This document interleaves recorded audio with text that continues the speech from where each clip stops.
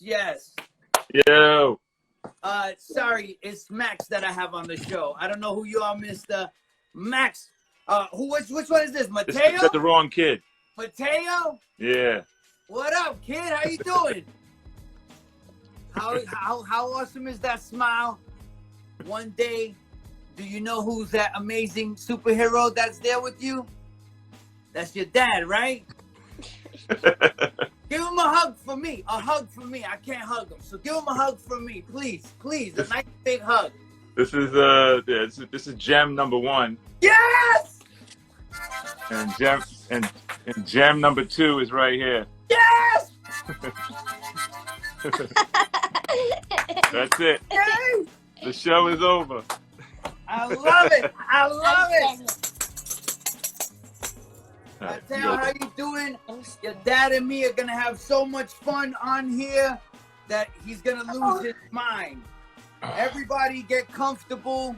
Before we speak to this fantastic gentleman, I want to encourage everyone to share this and watch this. This will get more views than last night's Super Bowl, of course, because that's what's happening here. Yeah, you remember, according to my contract, I don't go on until we get up to 500 people in the room.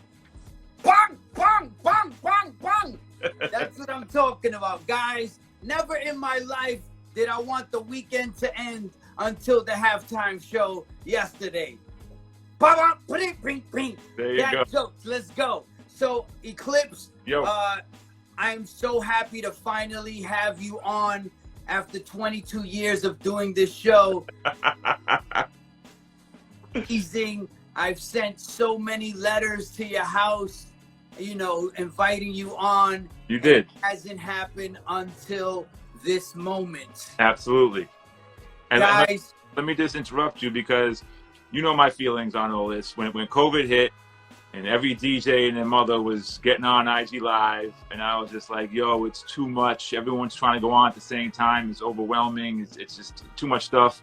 But you came with a dope angle, something that's very entertaining. It's not just listening to music. You actually, you know, the jokes, the paraphernalia, the whole thing. But I was still like, you know, I just didn't want to be part of the madness of everyone going on IGLive. So I played the background.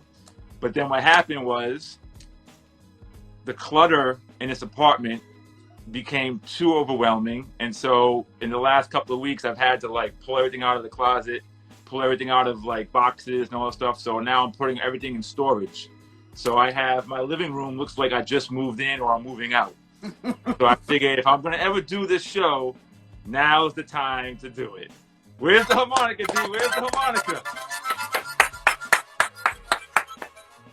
yes, yes. Everybody get comfortable for the sake of hip hop and knowing that this gentleman is genuine, and also I care so much about what's gonna be happening here. We would like to encourage one person to share this with another person who they're friends with to come and watch this wonderful show. DJ Eclipse, how amazing is life? Life is great. I can't complain. You know what I'm saying? Like, family's great and staying busy with work. So I can't complain. You know what I'm saying? You are someone who's maximized the pivot. Not only that, when you guys look at his come up and what he's been doing, and I wrote it so people could understand the travels of an Eclipse. And this is this kid out here. First, he starts giving away free tattoos in Rhode Island, and then he moves out and goes to. You go to South Carolina? Is that where we go? Correct. We start braiding hair in South Carolina. Yeah, and your mom was my first customer. Yes, and then we make our way over to NYC. Is this where we come? This is it. And we start selling batteries and Muslim incense. We end up selling Muslim oils with MC Search. This is all facts, right? Exactly. This is good. All right, good. So I'm on the right track. You come on before your DJ Eclipse. Is it immediately? Did Eric fall on Eclipse, or was there other things happening?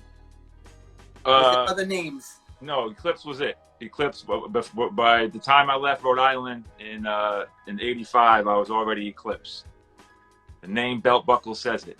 So I picked the name. That was it. That was the name. So Eclipse, you get so bold enough that you come to the crazy city of New York and you get involved. Now, this is with Search. Do you? When I started doing my homework on it, there was like a production on it. Were you doing work with him in that way or just DJing? Well, what happened was, wait, hold on a second. What is it? What do you want? I'm playing with pajamas. I don't know where your pajamas are. They're not here. Go ask mommy where the pajamas are. I'm trying to do a show. What's going on? Come on. Jeez. So what happened was, shout out to my man Todd Ray, T-Ray. Me and Todd's from South Carolina. So me and Todd connected while I was in South Carolina, and we started working on beats and music together. And then what happened was he ended up going up to New York to try to get a deal as a rapper. And me and T-Ray actually worked on his demo. We both co-produced his demo. He went up there, he rapped. He tried to get a deal. Didn't happen for him rapping, but he ended up getting people interested in the production. So he ended up getting a deal at Big Beat. And then through that, he just started doing work. He started, producing artifacts, and then from that led to like Search, and he did the Finesse, Big L, Guess You May remix, and he started doing a lot of stuff. And so he ended up doing half of Search's solo album, Right. Product. And so when Search came down to South Carolina on a promo tour, he came by the record store that I was working at, Sounds Familiar. And he came in, and when he came in, I knew he was coming, obviously. So I made sure I went and I pulled out of my stash the Melissa 12-inch that came out in like 85 on Warlock Records. That was his first record.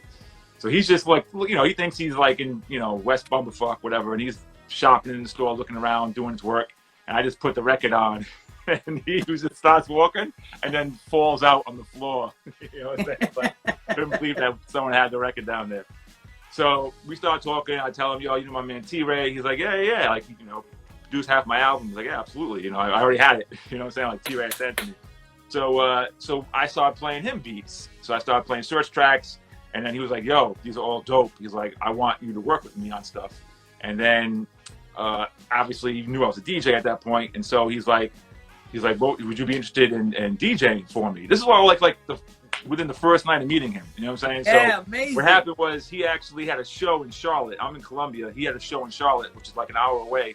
And so he invited me to the show. I went up to the show that night, and we kicked it more. And he was just like, yo, he's like, I have a DJ back in New York, this kid named Riz, that's going to DJ for me. He's like, but I want 2 DJs.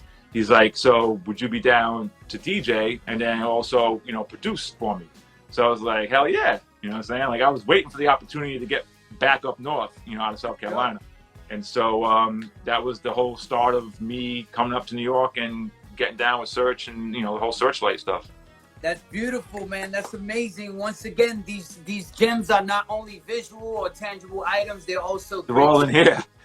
Yeah, exactly. And I hope you guys are appreciating it. So you come to New York City and you land at the first place I met you, and that's when I met you, was Wild Pitch. Correct. And that connection is through Search.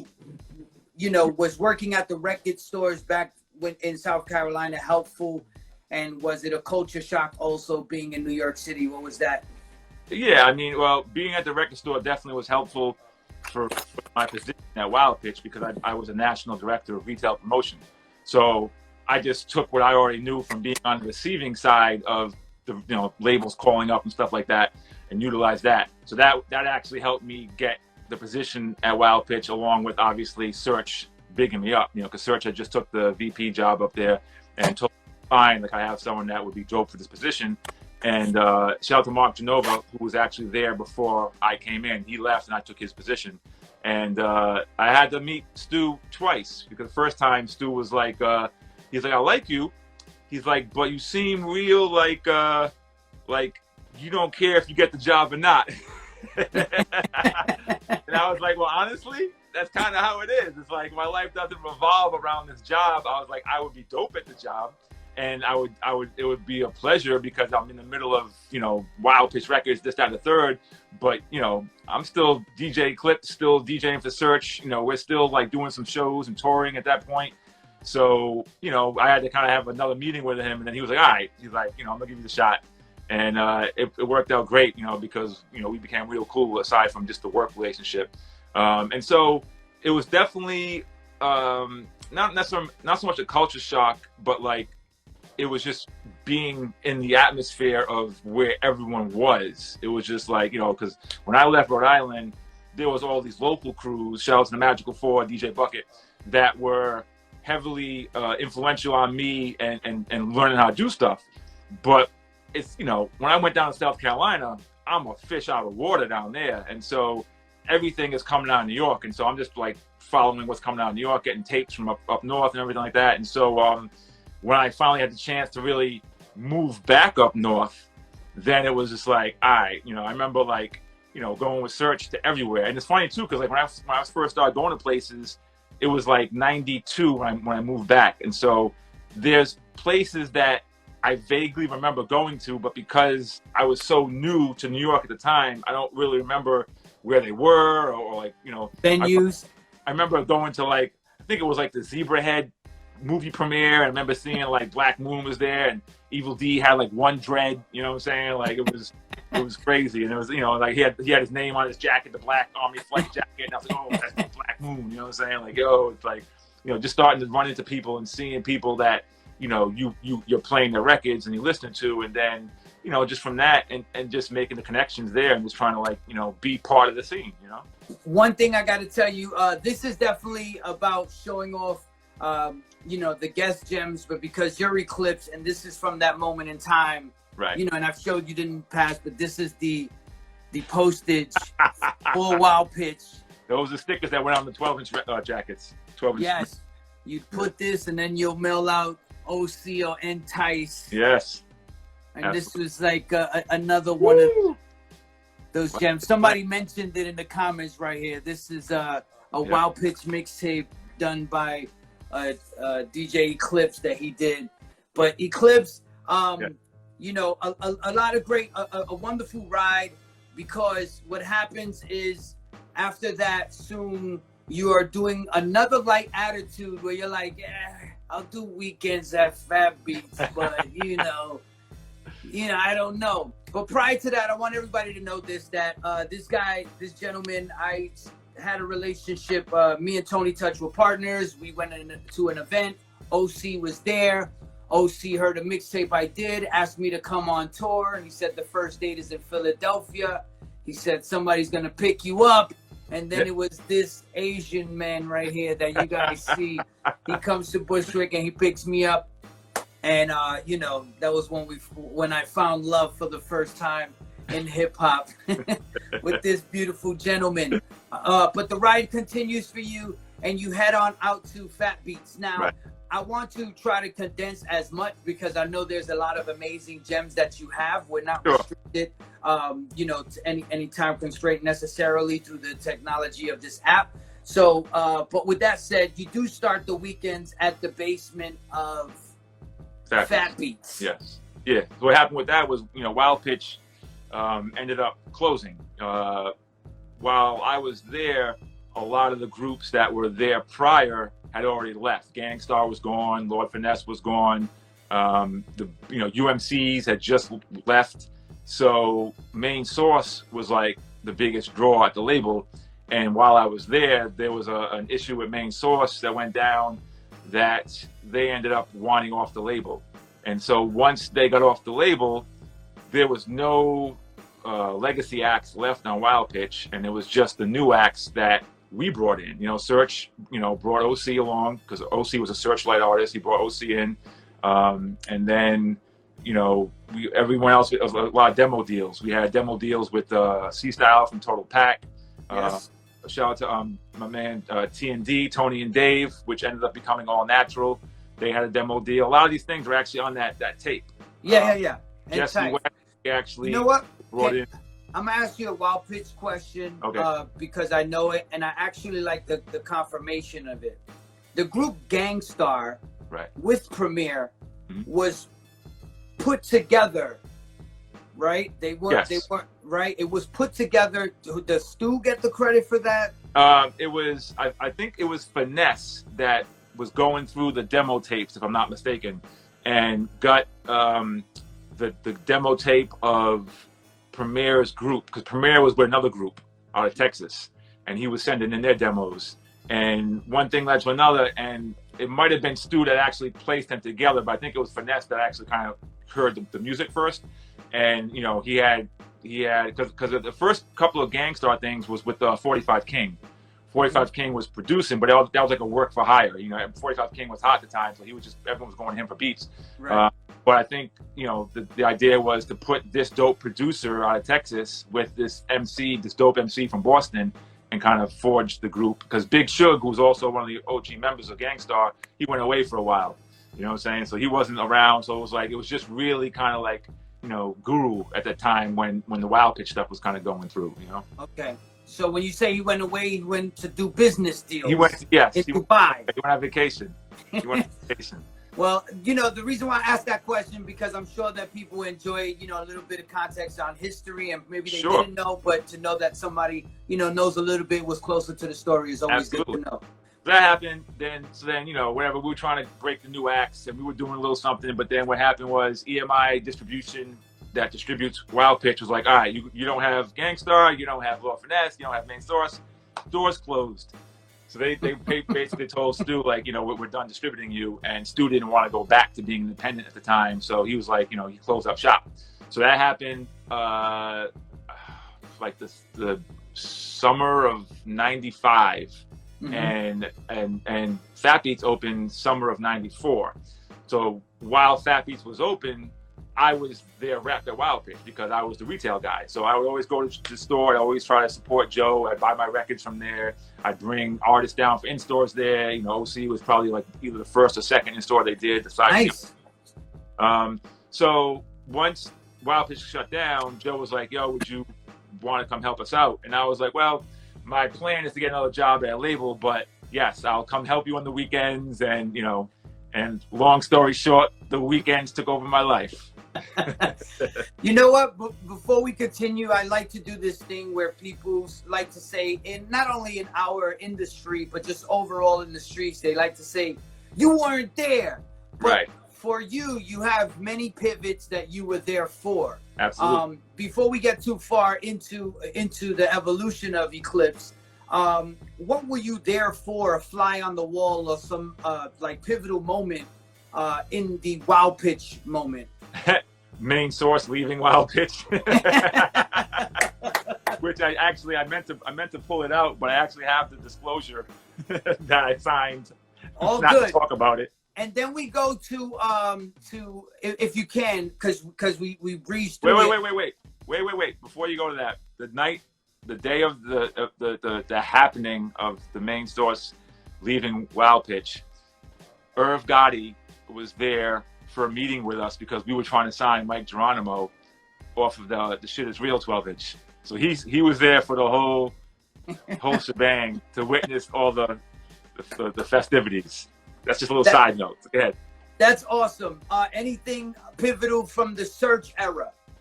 From the Search era, well, you know, keep in mind when I met with him, it was right when he started his solo stuff. You know, so him and Pete had already broken up.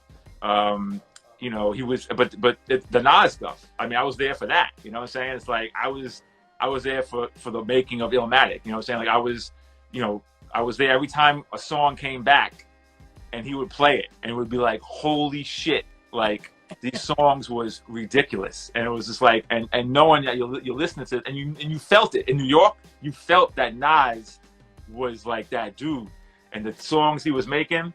And I remember one time. Him and Grand Wiz, they came over to Search's crib, and the attic at Search's crib is where the studio was. So I was always up in the attic making beats. Mm-hmm. So they came up to the attic, and Search's like, yo, playing beats. So I'm like, all right. So I'm playing tracks, and there was one track that he actually liked, and he was like, yo, I like that. He's like, give me that joint. So I gave it to him, and like at the time, I'm like, maybe I have a possibility of getting on the album. And but then as time went on and he sat with it more, he was like, nah, he's like, I'm gonna pass on it, whatever. And so I was like, all right, no doubt, but just being around that whole movement of what was going on with Nas at that time was crazy, Can you clear something I have in my head, and it's regarding the remix that you did for OC. Right. Did it create was there a static between Nas and O over the sample, or it wasn't? No, what happened was O is a loyal dude, and so O came into Wild Pitch as a Searchlight artist. Okay, like O was riding with us, and he always felt that Nas didn't really rep the Searchlight brand. You know what I'm saying? Like his kind of take on it was like, yo, like, we're a unit. You know what I'm saying? Like we're all supporting each other. We're trying to blow up, whatever. And so I think it was never real beef, but it was always like he had tension of like just not understanding why Nas would never kind of reciprocate the attention that we were kind of giving towards Nas. And then what happened was when I ended up doing the remix for Born to Live, I used a piece of the acapella from Life's a Bitch for the chorus, and O had loved the thing. He just made a joke to me about the fact that the Nas was on the chorus. And he's like, it's what it is, So. Amazing. All right, guys. So once again, we are continuing the Fat Beats ride. Definitely goes beyond the basement. It goes to the second floor. And of course, I know the history, but if you can, what were like those moments that you was like, wow, I'm actually really doing this Fat Beats thing on a whole level? I don't think those moments really, like everyone always says, you never really kind of know while you're in the moment of like that you're kind of making history, so to speak, because when you think about it, like before Fat Beats, all of us here included, we all wanted major label deals. We all wanted to get signed to a major, and that was how you got on. There was really no other option. And so once Fat Beats kind of took off, and then once Rich King came in and we started up Fat Beats distribution, it was just like, all right, like forget waiting on major labels. We're going to start pressing up stuff and putting it out ourselves. And so there was a handful of independents, but at that moment when Fat Beats really decided to start doing distribution, it became the scene. That was like 96. And that's when like all of us, it was like Voltron. Everyone, there was groups, there was Arsonists, there was Non Phixion, there was Juggernauts, there was Natural Elements, there was the X-Men DJs, but like it became more of a collective unit of we're all in this together and we're trying to build up this scene. And so Fat Beats was like the hub and the battery in the back of to show people like, forget major labels, let's just do the stuff ourselves. And so that created the whole universe of, stuff picking up, and like then Raucous was doing their thing, and they had unlimited resources. Not only that, there was a great ecosystem that existed, and another part that you were pivotal in was you would step in not only with Stretch and Bob to fill, right, but you also did halftime radio show. Sure. And these were I'm sure you were very open to doing all types of things. Absolutely. How did those things show itself to? Well, I mean, if you look at, one thing I always say about myself, when you look at my career, I think my contributions are greater than my name. You know what I'm saying? It's like, the things I do, I'm more of a behind the scenes kind of a guy. So I always take joy of knowing that I'm putting on something better for people to enjoy. That's going to help propel everything that I'm either playing, or if it's a concert, everyone's on the stage. I'm always trying to push that momentum of what everyone else is doing. And so that's always been kind of my go-to thing. And so anytime I had the opportunity to be on, radio, thanks Stretch and Bob for giving me the opportunity, and I'd always be there and fill in for him. And same thing with either Riz or Mayhem on NYU. And then that led to, our own NYU show. And it's always just been more about being the battery to kind of, propel what we came up on. You know what I'm saying? The foundation. A very controversial figure in our industry that you befriended and played baseball with Tony Touch is DJ Riz. Yes. And you and DJ Riz, who end up being one of the 82 DJs that Search had on stage end up doing the NYU slot. Right. Can you tell me, and it's a little bit closer in history, but what I wanted to know, if you can, once again, those fly on the wall moments that were like, whoa, that was, you know, it's happening. And this is halftime. We haven't got to Fat Beats, but was like a pivotal moment at halftime. No, Fat Beats was before. I know. Yeah. So like I'm saying, all this stuff kind of like overlaps each other. So yeah, it's just more of again, it's like it's more of always looking at it as it's you're in the moment. You know what I'm saying? So you're just trying to do the best you can do. We're trying to put on the best radio show we can do. I mean, I always say this as a DJ. It's never been about me. It's always been about putting on the best show. So if me and Riz are on, and if I'm DJing and I'm having a bad night and I just feel off, I'm pulling myself off. I'm like, Riz, get back on. You know what I'm saying? Yeah. Like I'm not up to par tonight. So let me, you know. So it's always been about the presentation. It's never been about. I always admire that about you, and I learned that discipline from watching you. If you can, enlighten the people of all the locations Fat Beats had. I mean, well, the New York store just had two. It was 323 East 9th Street, which was the original location, which ended up becoming Bobbito's Footwork. And then there was the 406 6th Avenue between 8th and 9th Street above Bagel Buffet, which was the one that most people would know. And then Cognito. And then, you're talking about other states. Yes, Come we on, had bro, the grow one up, that right? Cognito was running down, what was that? Ooh, Jesus. I want to say it was in Atlanta. It was on Mitchell Street. I think it was 199 Mitchell Street. Yes.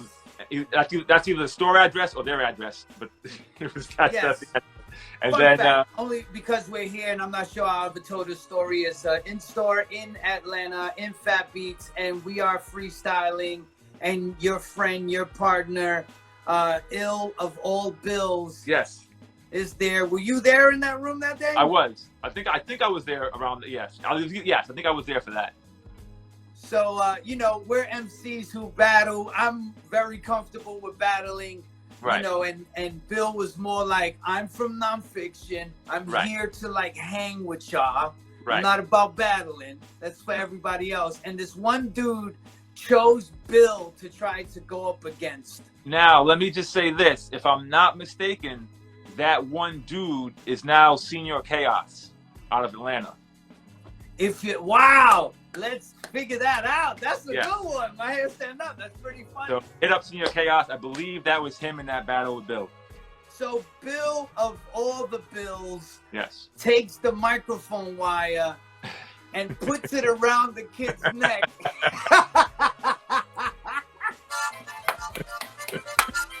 We'll move on to more greatness, but you know, this is Showoff Your Gems, and like Eclipse said, I got them in my head too. Yeah. So we go on to LA, Los Angeles. Everything happened like 96. You know, shout out to Jab and shout out to Ryan, who were the two, you know, I mean, obviously the company is Joe's, but Ryan was like the right-hand man before I even got there. So shout out to those two. And then in 96, we opened up the distribution. Ryan went to Amsterdam and opened up the Amsterdam shop with somebody else. Joe went out to LA and opened up the LA spot, and we actually did that in Mike D's XL store in the balcony of their store. It was where the first Fat Beats was before we moved into our own location. So it was LA, Amsterdam, distribution, and the move to 406 6th Avenue all happened within like several months. And then later came Atlanta, and we had a licensing deal with Tokyo, where they for a year they had the name, and they tried to do a Fat Beats, but they didn't know how to run one, so we took the name back. So well, there was an Amsterdam one. I said that. I said Ryan went out there and opened a store. Are you not paying attention to me? No, I'm not, because what I also want to ask you. Don't do me like you did Fat Philly. Don't do me like that. You know, if I look back at history and the timeline you're telling me, maybe you have a story. And one thing I like to kind of gather is random perspectives. But if you can, do you have an Old Dirty Bastard story? I have an Old Dirty Bastard story from, I think it was a Gavin conference. And him and Method Man, I was in a room with them and like a bunch of other heads, and he was dropping God knowledge and just, you know, drunk and just talking shit. and it was like, you know, they had like wool leather jackets on, and like it was just like, you know, it was pretty funny, pretty entertaining. Of course, as yeah. all things were. Yes. Me and Eclipse can talk forever because we know so many things and love to add quality to the show. But not only that, I want to make an opportunity for you, Eclipse, now to let you know, I don't know what you have, but I know you have heat, and I know you've been pumped up. So, you know, you go the way you want to go, okay? All right. Sure. So, I just, like I said, I made the mistake of actually boxing up and taping them shut before I reached out to you to do the show. So I just kind of grabbed what I kind of came across. That's fine. But I think it's enough. I think it's enough to get us by. Okay. With that said, DJ Eclipse. All right. Show off your gems. Okay, so we'll start with just some little. We'll start with the wild pitch era stuff, and here's a print from Danny Clinch, the photographer that did the OC artwork inside the photos. It's a print from the album shoot. So there's that. He's gonna hit us back to back. I know him. All right, so here's the OC press release that went out when the actually for you it's what, CO? Okay. Yeah. I flip it. It's all good. The OC press release that went out. You know what? I should have had them together. Where's the other? See, Philly was ready, fam. You over here playing. Yeah. Well, he's in Croatia. What else does he have to do? Let's go. All right. You know what? So I'm just gonna jump around. Oh, here it is. Here's the OC, the glossy. Ooh, yes, the press photo. Beautiful. Don't forget, when that record dropped, Time's Up, that was the hottest record in New York. That and Craig Mack's Flavor in Your Ear. It was. And there was 2 versions on the cassette. Why is that? On what? Of Time's Up? No, on the album, there was one song that had a different beat or something like that. Of what song? Time's Up? No, it wasn't Time's Up. It was another song. On the album, there was 2 versions of Born to Live on the album. There you go. There was Buck Wild did the one that there was the video for with the Rise to the Top sample, and then Organized Confusion did the other version, which is faster. Funny quick story. I did my remix of actually that ties into Showoff Your Gems. Hold on. So I did my remix of OC Born to Live, which was a promo only, and when I went to the studio, Wild Pitch sent the wrong reel. They sent the reel for the Organized Confusion Born to Live, which was faster than the other one, and my beat was timed out for the slower one. So I had to sit there in the studio at Power Play Studio with Dino Engineering and had to redo all the samples to get it to the right tempo to match it up. Wow. So this is the Born to Live promo only. I think we did 500 of these, if I'm not mistaken. And it's funny with this is because when I did it, I just did it for fun, and then I ended up dropping off a cassette copy to what was her name? Caroline, I think, at Soul Brother Records, Pete Rock's label, and she passed it to Pete, and then that next week on Future Flavors, they played the joint, and then the following week, Molly was like, "Yo, because we got so many requests for this, we gotta play it again." So he played it again off the cassette.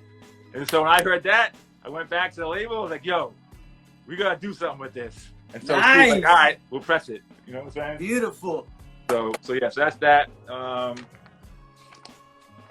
me see what else we have here. Here's a receipt from D&D Recordings for the session of The Arsonist, Seed and Venom. What? Yeah. That's amazing. Reels were mad expensive, bro. $250 they try and charge for a 2-inch tape at D&D. Yes. Crazy. All right. So here is OC's contract at Wild Pitch.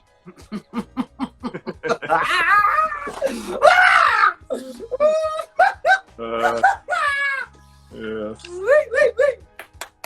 Agreement made this. Wait. Yeah, May. All right, so that's that. Let's see what else I have here. OC's record contract. This is a main source. The pitch was like a newsletter that the Wild Pitch would put out. This had a lot of stuff about like main source and whatever else we had going on. Trivia pitch, questionnaires, blah blah blah blah. Wow. I mean, sticker here. You remember the Source magazine? You ever heard of them? I think. Yeah. Okay. Refresh my memory. It's the college tour they did in '92. Wow. This was actually the flyer for when they came down to Columbia, South Carolina. Yeah. Let's see here. Oh yeah, this is the one I made in type styler on my Mac. I own it. I have one. Good you job. have one of those? I didn't know you did that. That's really I did that. cool. If you ever see anything that looks like this that comes out of the Arsonist, Non Phixion, or Wild Pitch camp, it was me. I used to do all this shit on type styler on my Mac. My Mac SE, which I still have to this day, my Mac SE, which is where I used to do my production on. I used to use it for Performer to sync everything up. Here's more of those. Non Phixion. If you can, because a date is a beautiful thing. Is there a date on the OC contract? A date? It said 94, but I don't know. Yeah, May 94. May 17th, actually. May 17th, 94. I think the album came out October 94, so. There you guys go. Yep. Wow. And this is you doing this. This is me doing all this stuff. All the stuff we did. Me and Search went down to Gavin and passed out the records when we made the first one. You have this one, D? No, I don't. Yeah, see that? No, I don't. Nice. Nice. All right. Let's see. There's some random ones. ILL from Relativity Records. ILL, the murderer. Wait, what is that? A comic? Like a little 4-page kind of like comic booky thing. Black Sheep and De La, and because they were writing for him. I actually have a cassette with a bunch of demos on it, ILL songs with them doing the lyrics, with like De La doing the lyrics, and then he ended up respitting them. Wow. All right, let's see here. This is, you heard of Sons of Man, D? Okay. Sons of Man, they're a Wu-Tang affiliated group, right? So Did they invent RZA? One of the members in the crew was named Prodigal Son.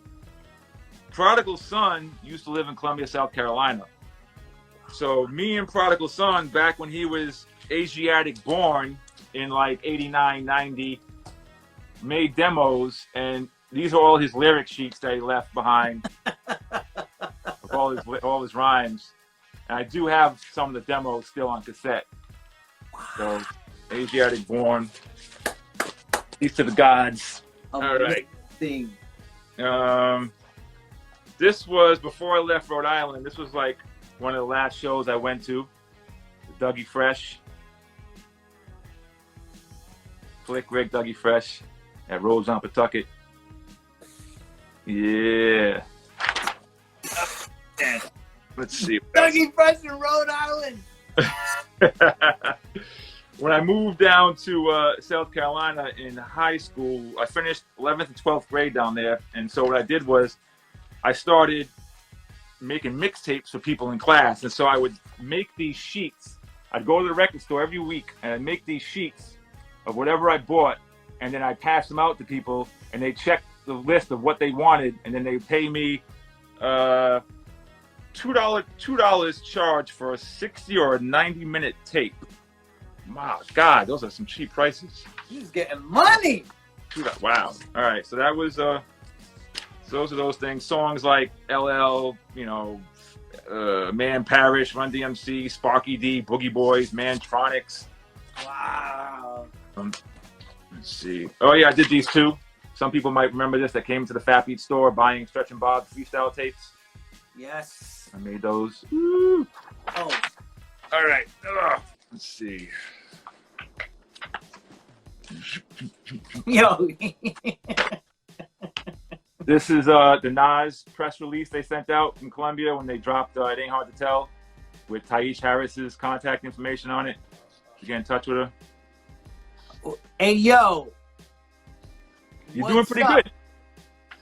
Hey, yo, what's up with that Nas shit? Check it out. I know you have all been waiting to anticipating Nas. Well, here it is. Nas is back with his first single. It ain't hard to tell on vinyl. There's one catch. This single will not be commercially available until January. I'm counting on each one of you guys to stress to your listeners that it will be coming out in January. He's showing off that he can read. Let's go. Forwards. Let me see here. Okay, that's nothing.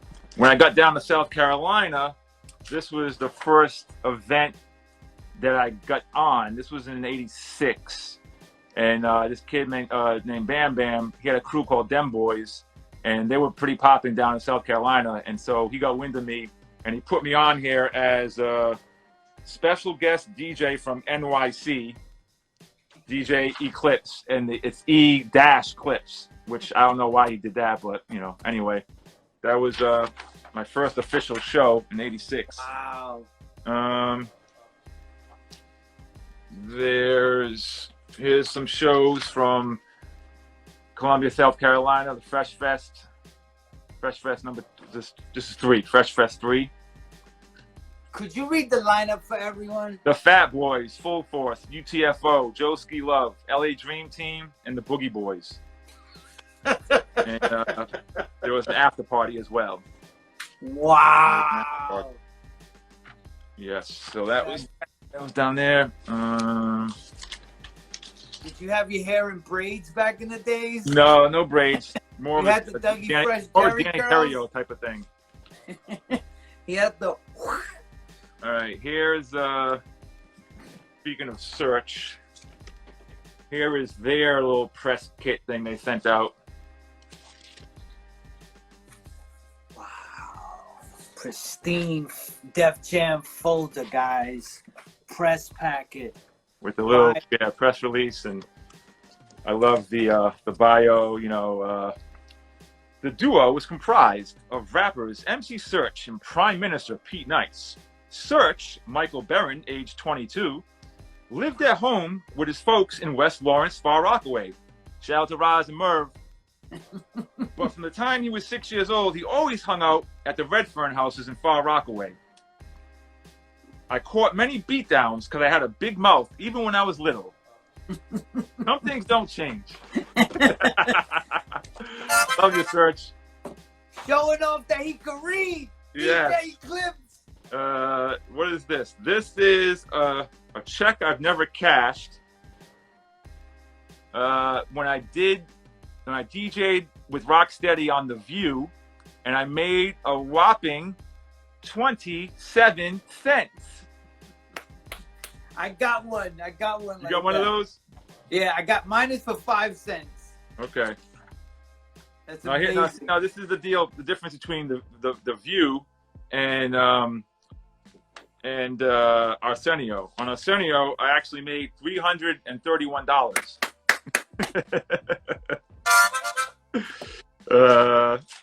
Let's see here. All right.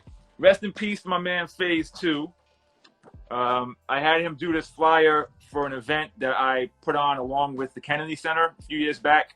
It might be one of the last flyers he did. I'm not sure if he did anything after this one. And actually had everyone that was on the bill sign it. So I was able to get Ecstasy's signature from Houdini as well right there. So, you know, it's definitely very special to me. Rest in peace to Phase, and rest in peace to Ecstasy. Wow. Let's see. Guys, come on, E. We have, getting running out of time. Okay. No, we ain't running out of time. Okay. Just, keep going. Black Sheep condoms. Put your wolf in sheep's clothing. Wow. All right. Big Punisher condoms. Wow. Let's go. Digital Underground sex packets. I don't know if it's like Viagra in there or ecstasy. It's dust. The Alcoholics coaster. I don't even know. Yes. More fire like coaster. that.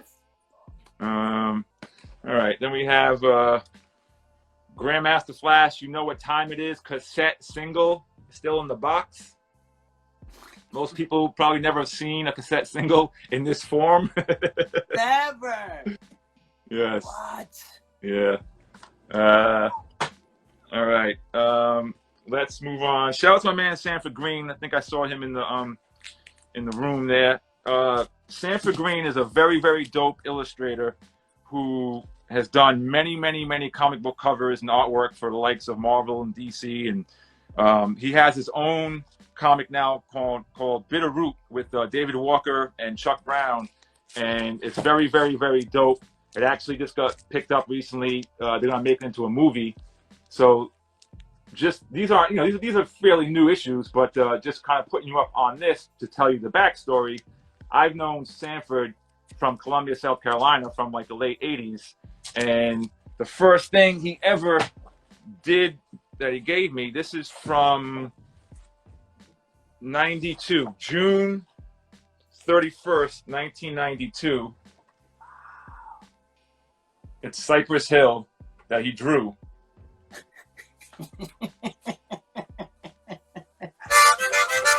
Wow. So when Sanford's movie comes out and he becomes real, real large, Yes. this is going on eBay, son.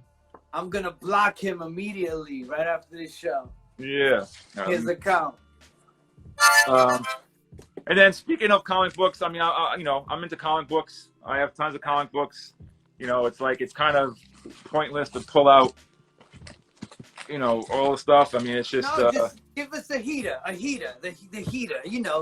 The bangers, man. We got bangers. I don't know. I mean, some cool stuff in here. Yeah, I bet he's going through mad heat right now. Look, see? Spectacular Spider-Man #2. Yeah, I heard they're also trying to cast Craven right now. I think they said, what's his name? What's the Matrix guy? John Wick. Yeah, what's his name again? Why am I going his real name is John Wick from the movie. What's his name? Keanu Reeves. Keanu Reeves, fam. He might be doing Craven. One thing I wish I never got rid of was my Shogun Warrior figures, but I did keep my comics. I just don't know where they are right now. Let me see. Yeah. Oh, like this. Wow. Eat that, Scheme Richards. Nah, Scheme, I can't mess with Scheme. Scheme stays in his collection. That's the thing with me, though. It's like I stopped, and then I go back and forth with pockets. Wow. Usually when I'm on tour. What else is in here? Let me see. A lot of weird stuff too. Yeah, no, but that's awesome. Why are you saying weird? That's what it's all about, bro. We all needed escapism. Absolutely. So, yeah, just anyone watching WandaVision right now? Yes. Of course. So, anyway, yeah, I mean, there's tons of what ifs. What ifs are great. I hope they do. They're supposed to be doing the what if on Disney Plus, I believe. What if the X-Men died? I love what ifs. So anyway, I have a ton of comics and. You see? What? All There right, you go, that. Mobius. We got a lot of comic book fans here, so it's amazing that you're pulling those out and greatly appreciate it. All right, so that's that. Let's see, where do I go next? Let's do some slip mats here. I think I have slip mats. Go! Oh my God! I could imagine. Let's see. Once again, show off your gems. I am destroyed. That's DJ Eclipse. You went on tour with these guys, right? Yes. Executioner slip mats. Wow. Bat Beats. Diamond D. Get him! From the second Get album. him! These are all doubles, by the way, of course. Gangstar. Get him! More Fat Beats. A little label you might have heard of. Yes. Stacks. Get him. Blue Note. Ooh. Onyx. Whoa! Bad Boy. Yes. Jig Masters. More fire, guys. Duck Down. Woo. Out to T-Ray when he had his label through Warner Brothers Beat Down Recordings. Wow. And this is my favorite. This was the campaign when they had Nas and Big L coming out in Columbia. You got where's the harmonica, D? Where's the harmonica? I got this. What is I that? got the Big L sticker. Nice. Very good. Wow, that's more than a harmonica, fam. That was the campaign at that time. Wow. That. All right, so let's do a few pieces of vinyl. I already did the. I mean, with records, it's like comic books. It's like there's so many of them. It's like it's kind of pointless to start pulling stuff out. But here's an acetate of Cool G Rap Wanted Dead or Alive album. For people that don't know, acetates are the first thing they usually kind of press to get an idea of what it's going to sound like. They're very heavy. That they don't last long. They're before test pressings. Test pressings are usually the next step, and those they do in limited quantity to make sure it sounds good, and then you press the regular vinyl. Here's a test pressing of Super Duper from Mr. Live. Fondle him. Here's Lean On Me, Rap Summary, Big Daddy Kane, Acetate. These are all acetates, not test pressing. Guys, a whole other level. Oh, there's some cool stuff. You remember that song by the B-Boys? I know a girl named Millie. Yeah. Silly. Yes, exactly. Well, this was the part 2 to this, which wasn't as popular as part 1, but the part 2 was cool because they did colored vinyl. And they're kind of hard to come by. And not only did they do one color, they did 2 colors. And they did 3 colors. So this was back, in like, I don't know, 85. 85 Wow. is about. So if you're on a hunt, see if you can find all 3 colors. This is okay. Here's a dope one. Here's a dope story. Natural Elements. Here's a test pressing for 2 tons. Now, 2 tons. Before it came out on Tommy Boy, they were unsure if it was going to come out, and so they stepped to me about putting it out on Fat Beats. And there was also a sample clearance issue with the chorus. There was like a singing part that was like a Rolling Stones thing, and then I had also did scratches on the chorus, and they didn't want to clear it. It was like a Mobb Deep thing, so they wanted to put it out as it was supposed to be. So these 2 copies are 2 of 3 test pressings in existence. Fat Beats has the 3rd. This has 2 tons with the uncleared sample and my scratches on it, and then the B-side is Supreme Domination, which never came out on 12-inch. So that's on there. All right, this is just the kind of rare thing. It's BDP's like first record, and it comes with a flyer that KRS did.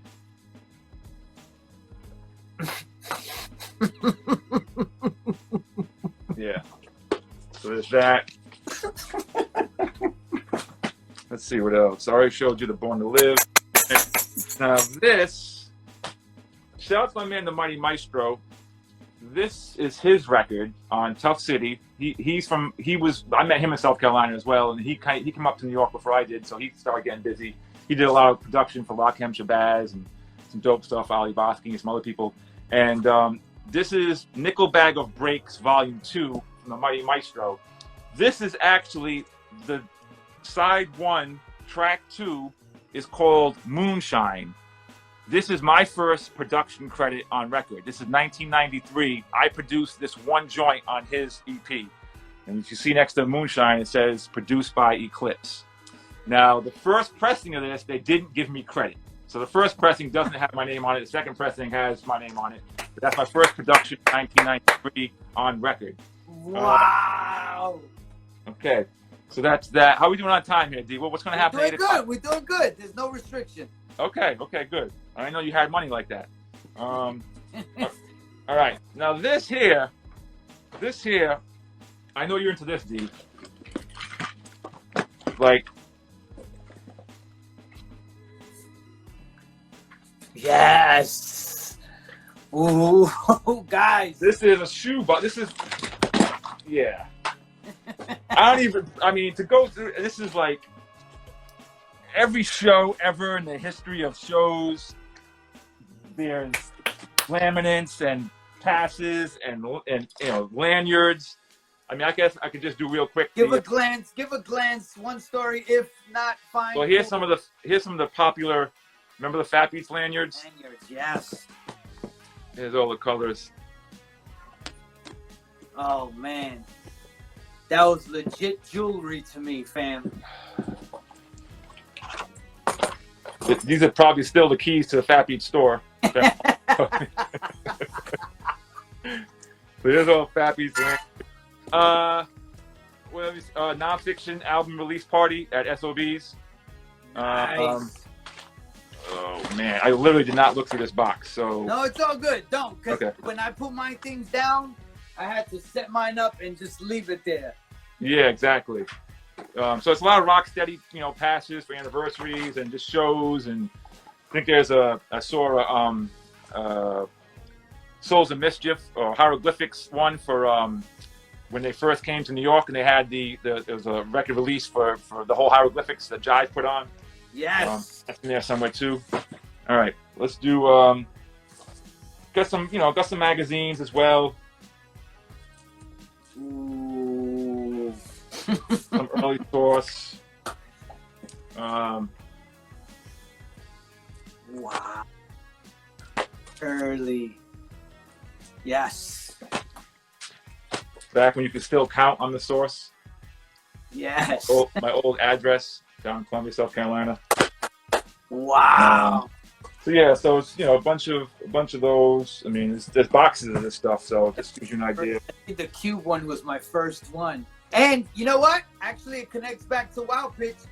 I got the Cube one and then the UMC's cassette single at Music Factory, I think it was called, in Times Square. I forgot what it was, but Okay, yeah, Music Factory, Times Square.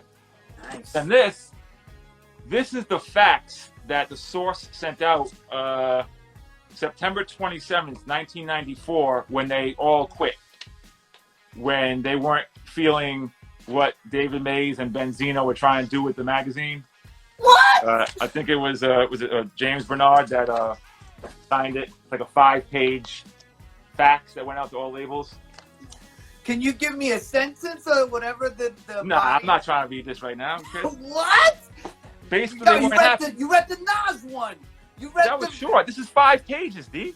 No, just I don't even know what that was. All right, look, I'll give you the first sentence. It's hard. It's a fact. It's hard to read now. It says, "Dear David, actions you have taken with regard to our November '94 issue have forced me into a position where I have no choice but to demand your resignation.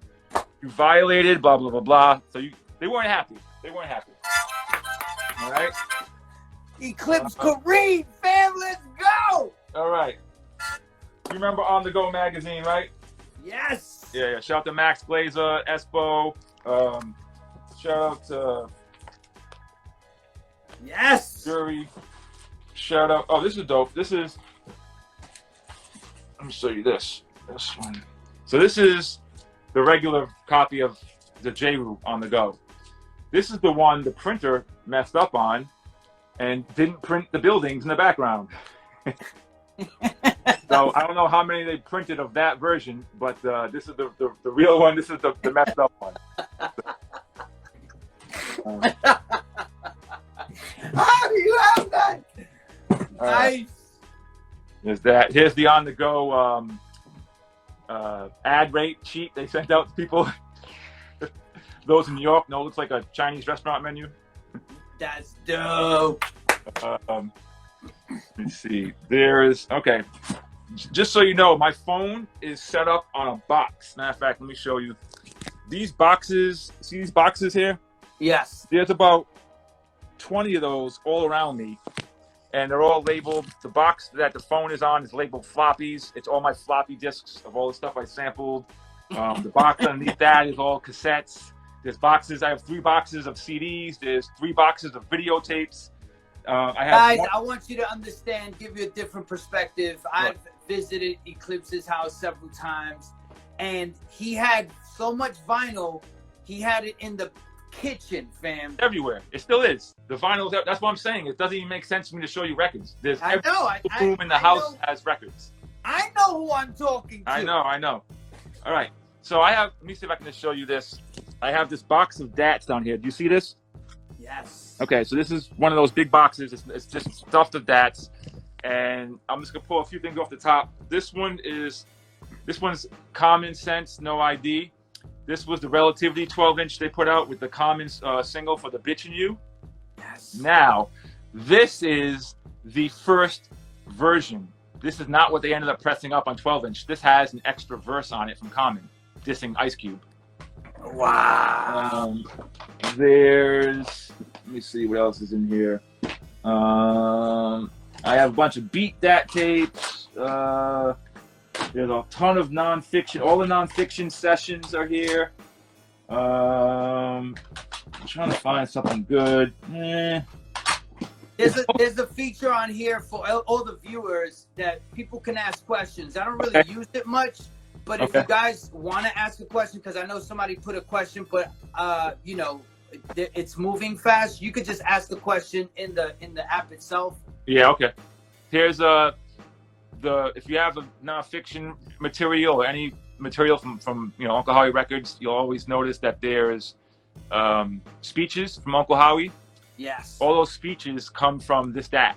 This 2-hour session of an interview we just had Howie talking in the studio, and so all those outtakes come from this. Wow. Yeah. So this box just has all kinds of random stuff. It's just it's a mess in there. Okay. So there's that. Now, we did magazines. So okay, let me do some of these. So I also like to document, like, when stuff happens in hip hop. So, the day that, rest in peace, JMJ, when he passed, I went out and got all the newspapers. And so, rap war. That's why I always tell everyone, you can't be putting out bad hip hop news, because this is what the media does with it. They run with it and make it look bad. When Biggie passed, The Voice doing something on MF Grimm. Rest in peace, MF Doom. The Voice, white rappers. This one's my all-time favorite voice. I think this is like 88. When they did a whole thing on like the whole hip hop scene back then. Wow, that's dope. Yeah. So there's that. Okay, let me see. Let's move on to. I got some jackets. Got my oh my God. 85. Oh. This was done. I got this done in Rhode Island right before I moved. I remember having the stress to do. I'm like, I'm leaving in a week. I need my jacket. Wow. Def Jam tells you who I am. It's not the burgundy one, but it's the black. Yeah.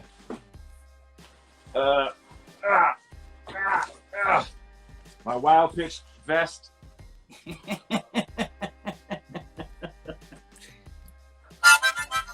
Yes. Yeah. Fire. All right, and I think I'm going to leave it off with some stickers. Pretty much. I have some other stuff over there, but yes, pretty much stickers, and then one more thing. I think we're pretty much done. All right, let me see. There's a question. What is the most valuable record you own? I mean, I don't know. It's a good question. I mean, there's, I was having this conversation. Shout out to DJ Riz and Finesse and AV. We've all been discussing selling vinyl, because all those guys are getting rid of their collections, and I'm the only one that's keeping it. And so we're going over what records are going for. And also shout out to Gem Crates, who actually put me up on. There's a record from this kid named Danny Sykes from Rhode Island. He's a local rapper from Rhode Island, and it was produced by my man DJ Buck, who also is from Rhode Island. And he told me that the record sold to someone in Japan for $3,000. Wow. I actually have a copy of it. And so it's like, I still don't want to sell it. You know what I'm saying? But it's like, but we need a place to display all these amazing gems, and for these boys to go crazy. They're all in here. They're all in there.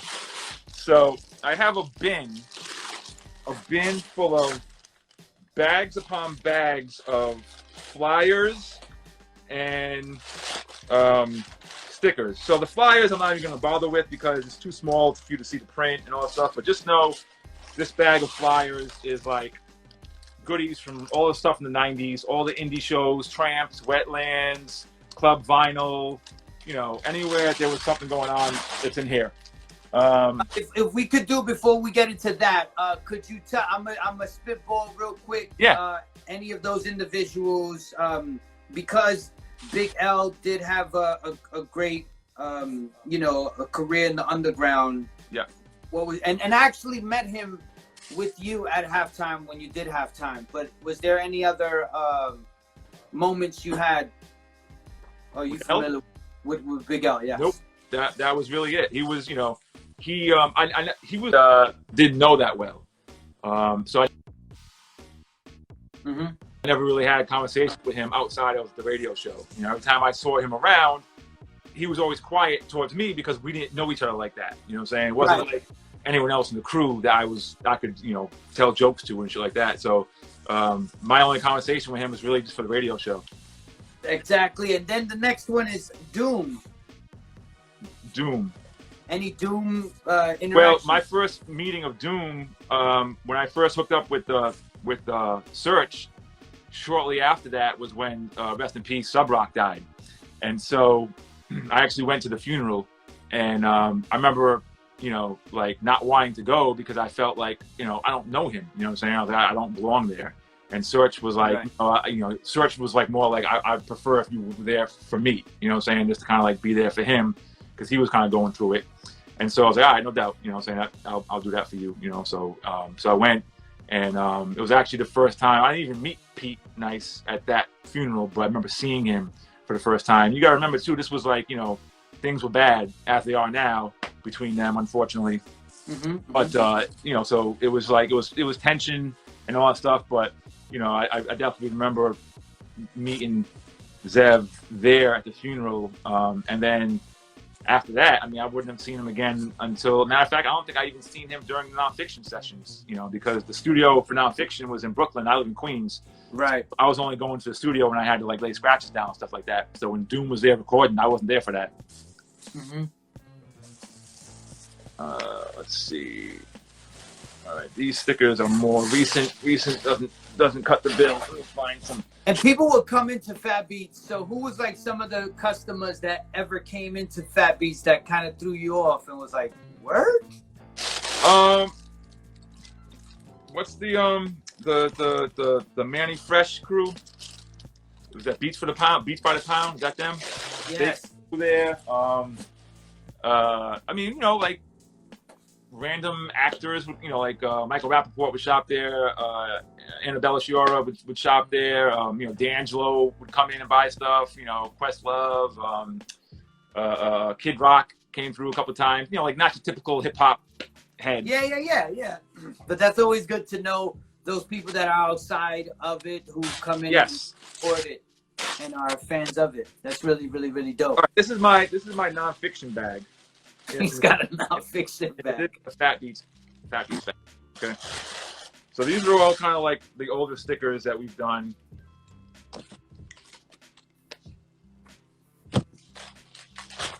We did this in like 3 different sizes. Yes.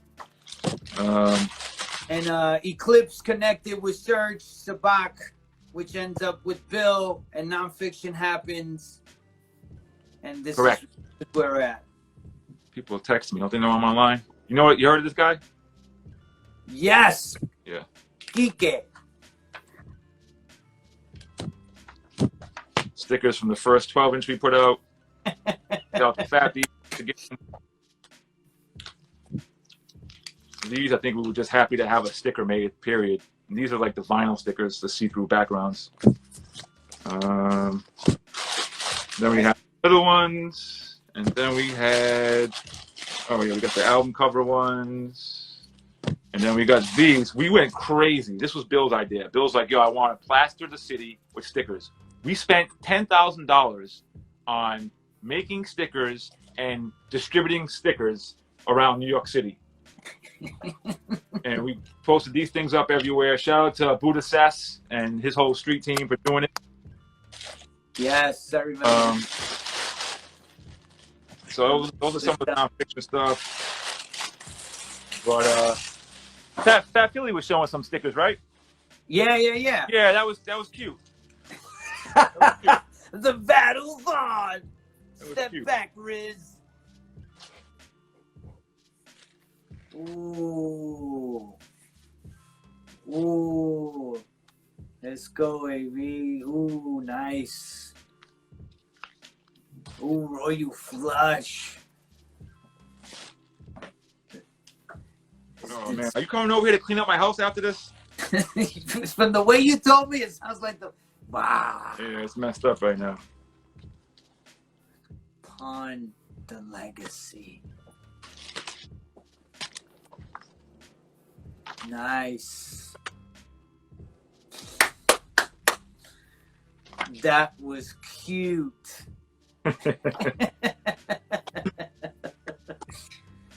Yes.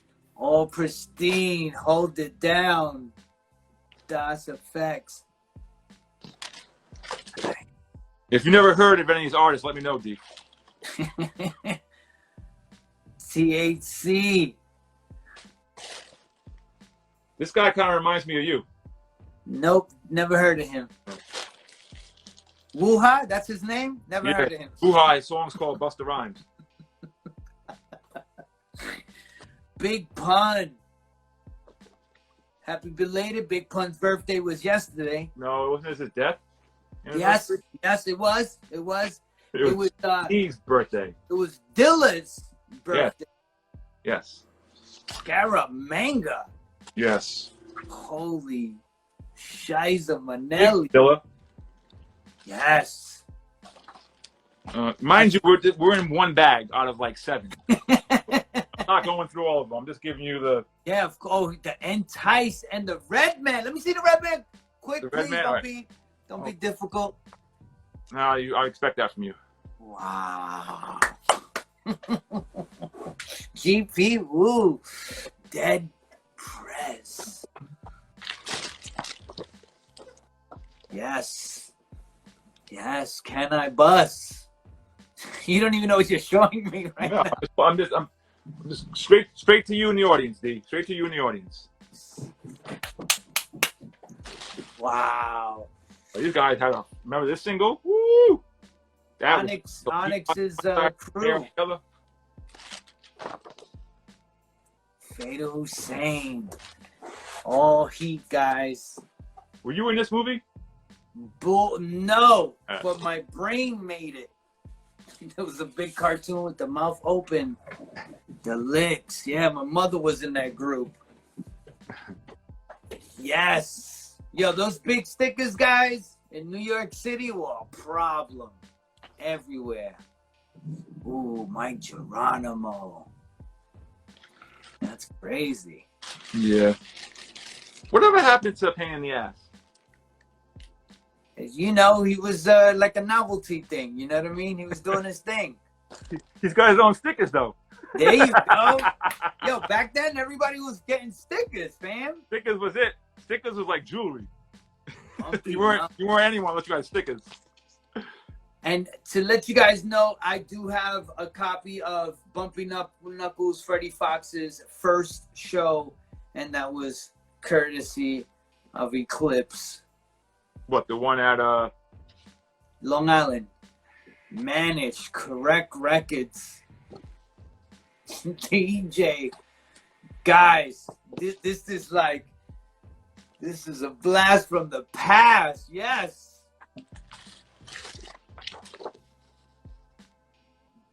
Who is that?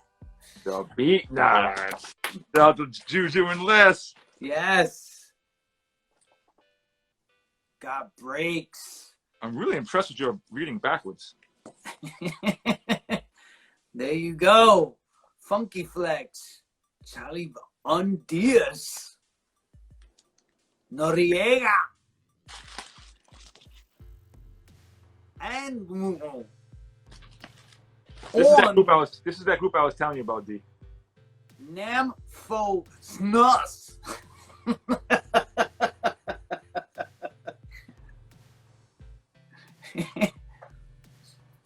Palm. Wow. Gangstar, man. Eclipse. Yes, that's a heat rock. That's a freaking heat rock.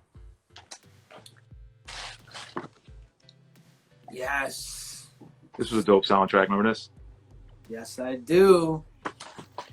That was a tour soundtrack. That was a real good one.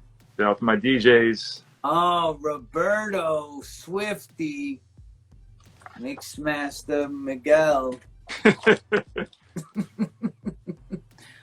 Yes, Frederick Fox. We were doing stickers as flyers. I know. You guys was rich over there, Riz. Rich. Hoodlum soundtrack. Yes. Immortal Technique, Peru's favorite American. High and Mighty. Wow. Good job. That's dope. Goldo Joe. Guys, there was like a law that they started cracking down on everybody putting these things up. Yeah. They And found a contact on there, a label, they were going at them and finding them. Sheesh. Jazz Immobilarity. Mobilarity. I was like, yo, I don't even know what that word is, yo. Another Goldo Pun. Nice.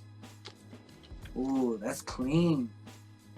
Yo, E, is that that Woo one was pretty. Where is ACD? Yeah, remember that? They were all around Queens. Calm. These are all clean. These are all pristine. Woof.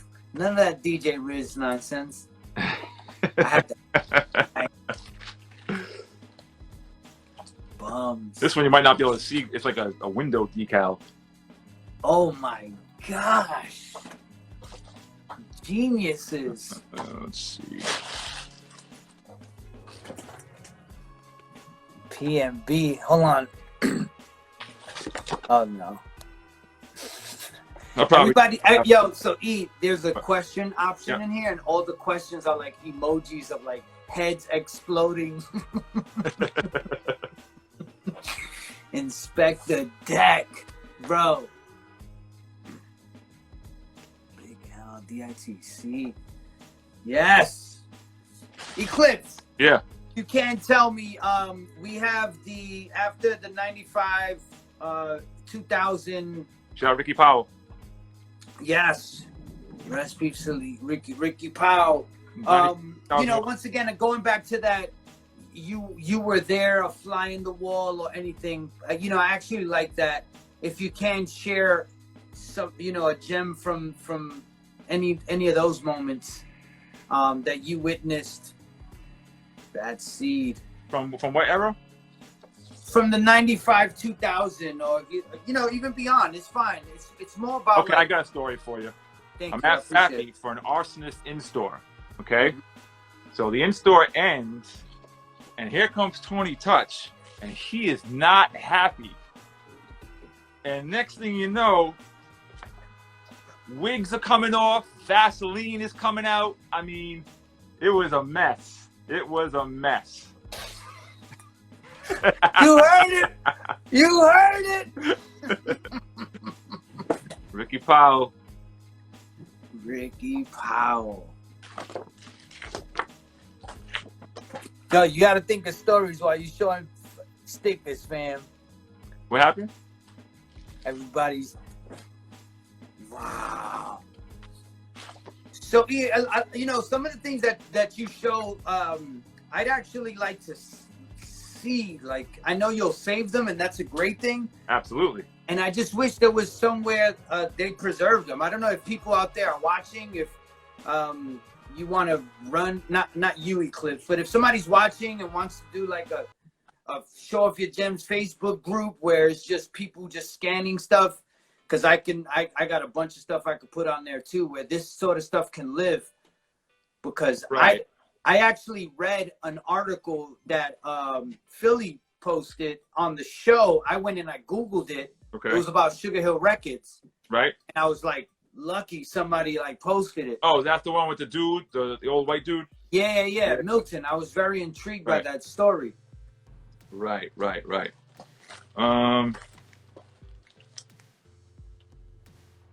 Wow, Slum Village. You came across Dilla? No. Nope. You talking about in real life? Yeah. No, a lot of people didn't. There's very few people who got to kick my it. only story for that is at Fat Beats, you know, one of the many times that Common came through. I remember the first, like, one of the times he came through before Slum Village came out. It was all, but you know, JD was already doing beats, so we knew the name. But he was just like, "Yo, you have to hear JD's new group, Slum Village." He's like, "It is amazing," and it's like, and then I remember like being anticipated, hyped for it. And then when it came out, I was like, "Oh yeah," like beat wise, it was crazy. Tell us about Kanye West. Kanye West came up to NYU as a guest of Rhymefest. Rhymefest was who we actually invited, and Kanye came with him, and the whole interview was based around Rhymefest. And then like at some point, you know, Kanye's sitting next to him, and Rhymefest like, "Yeah, it's my man Kanye West. He just produced some joints for Jay-Z's album." This is like right when, like, you know, what was the first one? Like H to the Izzo. I think that was like the first joint. So he was like, this is right when that was happening. Like he just did like 6 joints on Jay-Z's album, blah, blah, blah. And then what was really dope was when we always have guest freestyle. So once it was time for Rhymefest to freestyle, he ended up battling Kanye on the show, and they were going off the top and going back and forth. And we actually recorded it, you know. So I think we put it in the, if you Google the halftime show, I think it was the 14th anniversary. That year, we just did a collage of old freestyles. So I believe it's in there's one where he goes to Fat Beats. Oh, that one too. I forgot about that one. Yeah. That one, I was even before that. That was way before that. That was 96 when he came to Fat Beats for the grand opening, August 1st, 2006. He came as a guest of Al Tariq. Al Tariq came through. We invited everyone to come out that day and rhyme. You was there, right? You was there, right? You had to have been there. Yeah, of course. We used to break on the linoleum. It was so clean. It was. That's all it was linoleum. So we had everyone came through. Percy P, you know, SLD, Lord Finesse, Chino XL, whoever was like out at the time came through, and we invited everyone to kind of rhyme all day long. And Al Tariq came through with Black Attack, and he came through with Butter from Raw Narcotics, and he brought Kanye too. And Kanye was nobody. Like no one knew, you know, he was just there. And that's where the footage comes from of Kanye rhyming at Fat Beats is from. I taped the whole day. And then the day I was like 4 years ago when I'm finally transferring over the footage, and I'm like, what the fuck? I'm like, when was Kanye at Fat Beats? I was like, how did I, you know, but you don't know him then. So it's like, it's nobody. Yes. All right. So now I was going to stop at that bag, but this is actually the bigger bag. Woo! So, ooh. So this is where size matters, D. Yes.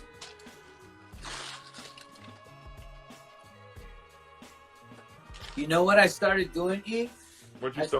I started buying picture frames.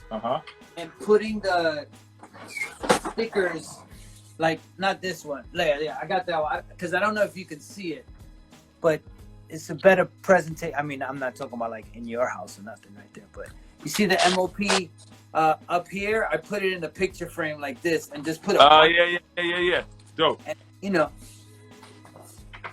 Okay, I showed you the Gangstar. Here's a Mass Appeal Gangstar. Wow. There's more. Let me see. And if you can, off head, what number of promotional T-shirts do you have? I honestly don't have many. I got rid of them You all. used to have a lot. Yes, I had everything. I never. That's one thing I never saved. I didn't save clothing. Because he rocked them. He rocked them. I would say. And then I passed them off when it was time to get rid of them. Wait, where is the?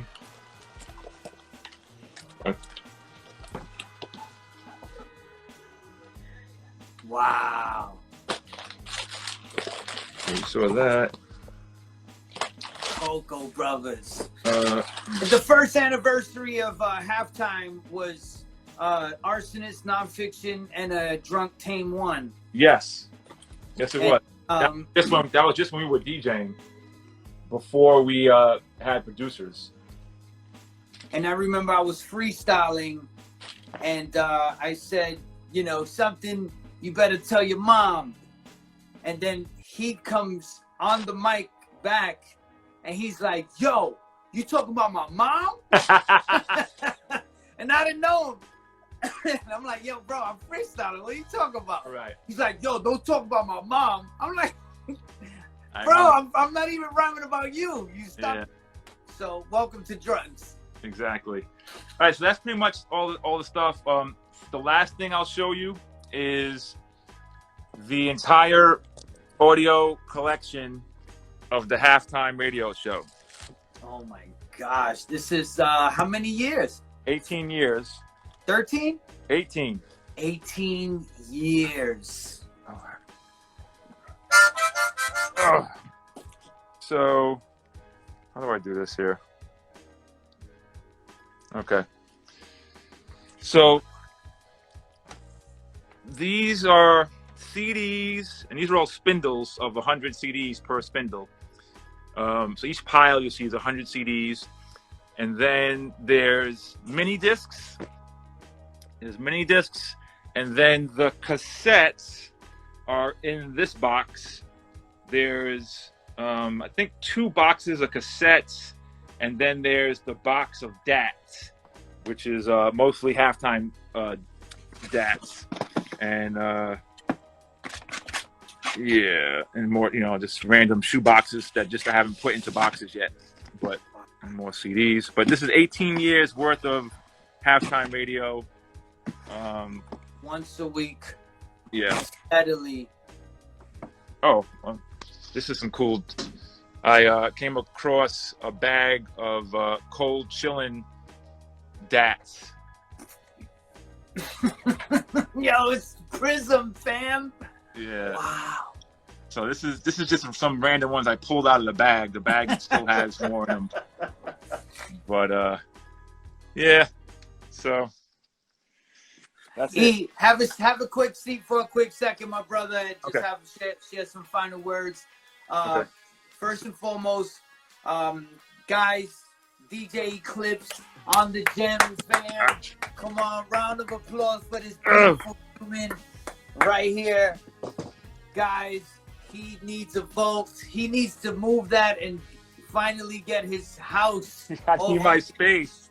Yes, of course. So you get rid of some of that. But Eclipse, look at that. I've boxed myself in.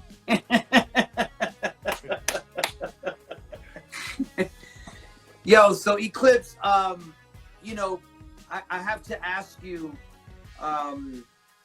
what was it like, first and foremost, coming finally onto the show? And I appreciate, so that people know the backstory. He told me all of that, the reason why he doesn't really go live. And I stood on the phone with him for like an hour and still didn't get nowhere. And I was like,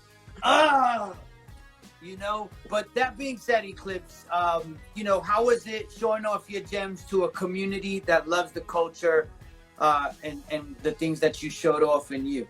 Well, I mean, honestly, I just felt like it was just you there. So I don't know what anyone said in the room. I don't know who's there. So you have to tell me later.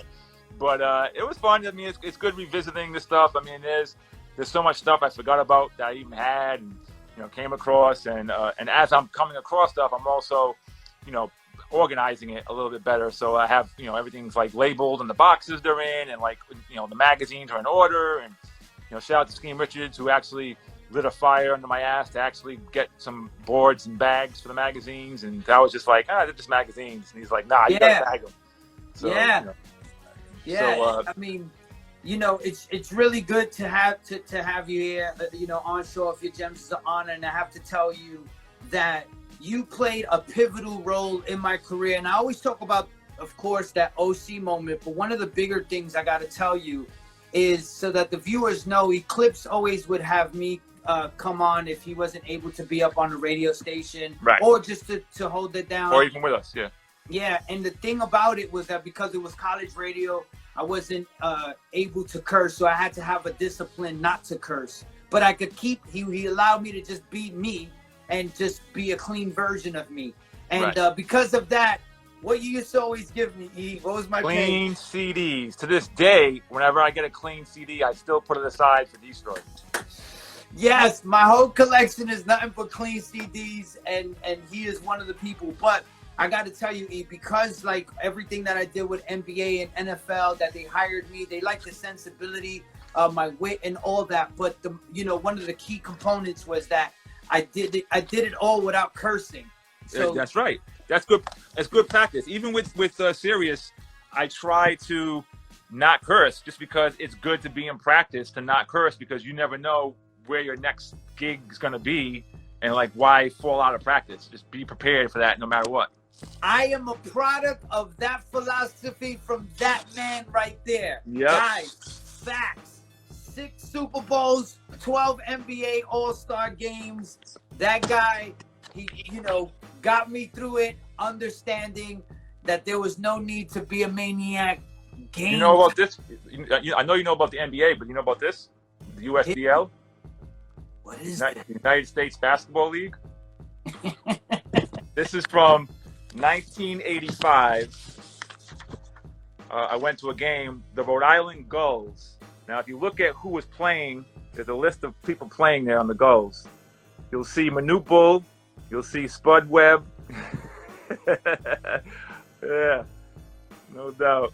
What?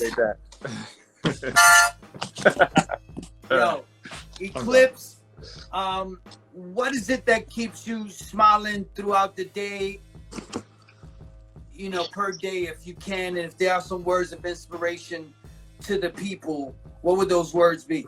It's the music and the culture, you know what I'm saying? It's like, I wouldn't still be here if I didn't still feel it, you know what I'm saying? It's like, and as long as, you know, I always say that hip hop was like a third parent, you know what I'm saying? It's like, it raised us, you know, I mean, we learned from it, you know, especially when you talk about like black culture and going through the whole conscious era, you know, like the 90s, the early 90, 91, when you had like, you know, PE and Poor Righteous Teachers and X-Clan and Brand Nubian, and like, you know, finding out about, you know, 5 Percenters and Farrakhan and, you know, all that stuff. It's like you pick up so much knowledge from the culture in addition to the entertainment, you know what I'm saying? And so that's why it's like, it's just something that it helped raise us, you know what I'm saying? So it's like, that's also why I can't turn my back on getting rid of my records. I feel like it's part of me. It's what I spent the last 40 years, you know? So it's like,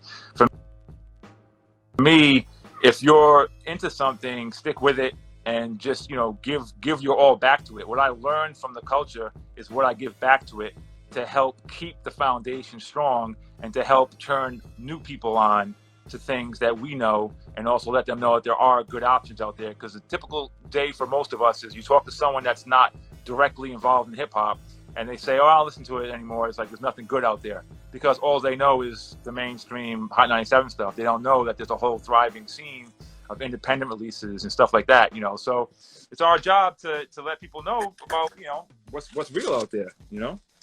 Shout out to Juggernauts, Breeze Brewing album out there right now, Hindsight.